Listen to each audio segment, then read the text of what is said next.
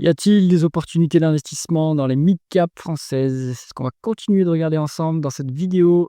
Abonnez-vous à la chaîne et activez la cloche si ce n'est pas déjà fait pour avoir les notifications.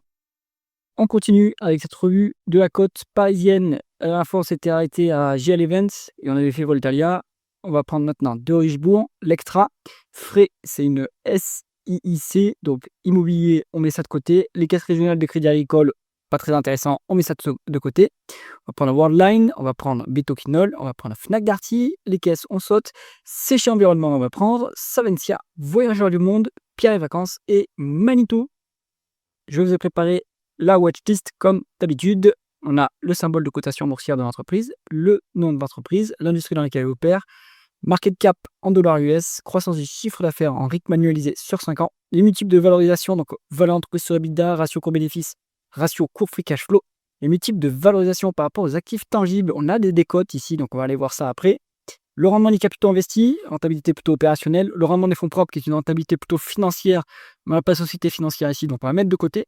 Le levier en termes de dette nette sur EBITDA. Le rendement du dividende, s'il y en a un. Les free cash flow par rapport au bénéfice net. Comme ça, on peut valider le payout ratio, qui est la proportion de bénéfices versés en dividende. Mais le dividende est payé par les free cash flow. Donc il faut qu'il y ait à minima une équivalence free cash flow bénéfice net. Première entreprise de la liste, c'est de Richebourg. De Richebourg, c'est l'histoire du recovery qui s'est plutôt bien passé.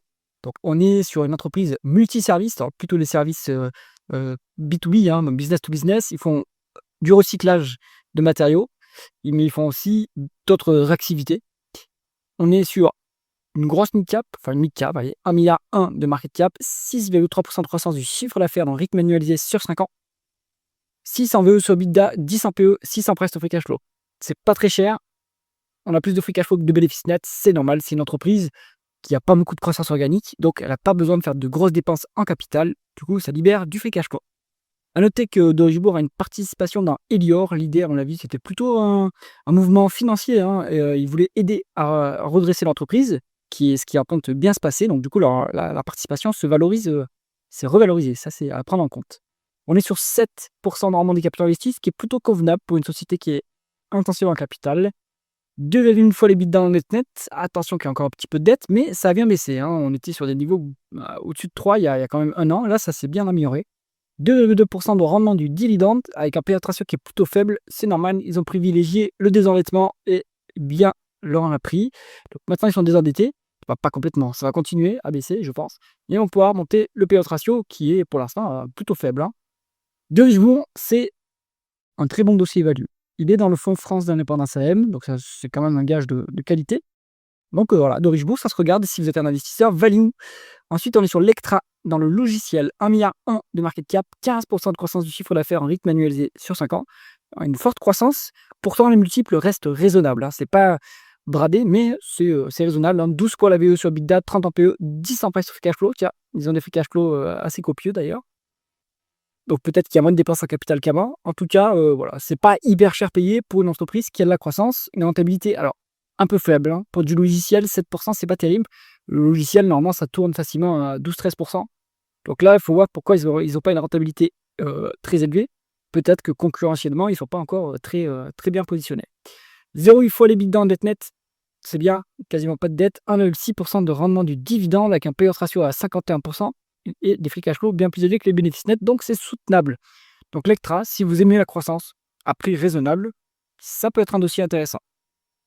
Si jamais vous cherchez un portefeuille d'investissement passif et performant, cliquez sur le lien en haut à droite de la vidéo. La prochaine entreprise de la liste, c'est Worldline. Là, c'est l'histoire d'une recovery qui s'est mal passée. Pour l'instant, chez Worldline, c'est plutôt la cata. Donc l'entreprise d'ailleurs était dans le fonds France d'indépendance AM. Elle est sortie depuis quelques temps parce que la recovery ne vient pas. Il y a eu un scandale récemment avec des commerçants plutôt douteux. Donc c'est le problème avec les intermédiaires de paiement, c'est les business un peu louches. Donc s'il y a des polémiques, le régulateur, s'il y a des suspicions un peu de fraude, le régulateur tombe sur les entreprises de ce genre et ça peut faire mal. 1 milliard de dollars de market cap, 14% de croissance du chiffre d'affaires en rythme annualisé sur 5 ans, donc il y a quand même de la bonne croissance. 6 en VE sur EBITDA, 3 en price to cash flow. Mais on fait 5,3 milliards de pertes, donc ça c'est une dépréciation énorme, c'est non cash comme dépréciation, donc en fait il y a des free cash flow, donc on gagne quand même de l'argent, et c'est rare d'avoir ça, on est sur moins 5,3 milliards de pertes sur 12 mois, alors qu'on fait 1 milliard de market cap. C'est costaud, hein. 3% de rendement du capital investi, très faible rentabilité, de la dette, 2,6 fois les bidas en dette nette. Worldline, c'est très, très, très spéculatif maintenant, hein. Donc attention, je pense qu'il faut se méfier de ce dossier. Vetoquinol, on est là dans un secteur beaucoup plus défensif. Là, les médicaments, enfin ouais, c'est ça, hein, les médicaments pour les médicaments vétérinaires, hein, donc pour les animaux de compagnie, 1 milliard de dollars de market cap, 6,4% de croissance du chiffre d'affaires en rythme annualisé sur 5 ans. Il y a quand même un fonds de croissance solide. 7 en BE sur EBITDA, 17 en PE, 14 en price to free cash flow. C'est pas très cher payé. On a 9,2 en rendement des capitaux investis, une rentabilité convenable, cash net, donc très bien, 1,2% de rendement du dividende, pas très élevé, avec un payout ratio qui est plutôt faible, hein, 17%. Donc ce dividende, il a largement les moyens de doubler, voire de tripler même, hein. Donc Vetoquinol, je pense que ça ralentit un peu maintenant la croissance. Il y a toujours un petit peu de croissance, mais on devient de plus en plus mature. Bon, c'est pas cher payé, hein, et c'est très défensif comme métier. Donc moi j'aime bien ce dossier aussi. Fnac Darty, donc là on est plutôt dans la vente au détail, consommation discrétionnaire. Donc en ce moment, plutôt compliqué, hein, le consommateur français, ils sont aussi en Europe, hein, ils sont en Espagne par exemple. Donc compliqué, hein, sur ce genre d'activité. Si c'est la consommation discrétionnaire et que le consommateur est plutôt en difficulté, ça souffre, hein.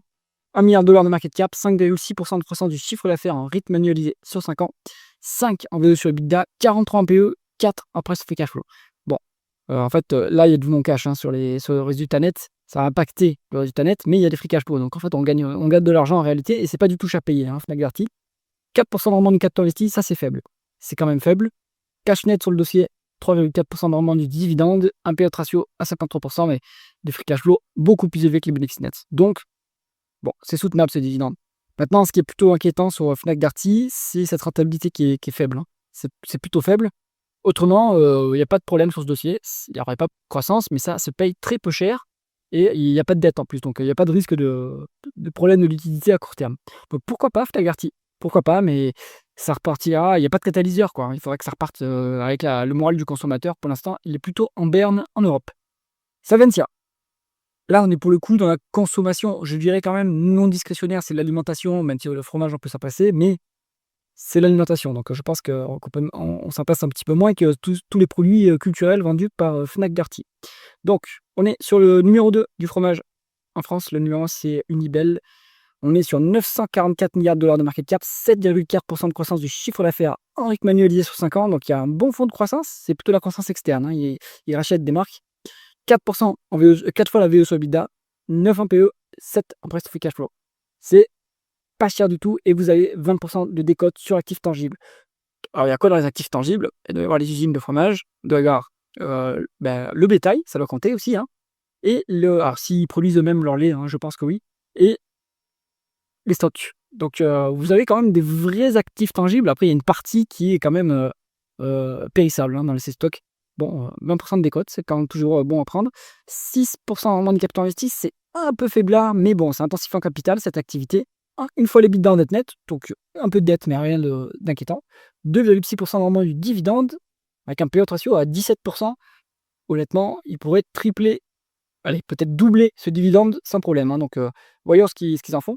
Voyons ce qu'ils font par la suite, hein. Mais donc, Savencia, c'est aussi dans le fonds France d'indépendance AN. C'est une très belle action value. Avant, c'était deep value. Ça commence à se réveiller. Il y a eu quand même 2-3 ans de mode value trap, un petit peu, où ça bougeait pas trop. Là, ça commence à se réveiller. Donc, ça peut être intéressant du Savencia pour un investissement plutôt value. Et c'est plutôt défensif comme secteur. Donc, pourquoi pas, hein. Ça me rappelle un peu du LDC aussi, secteur défensif.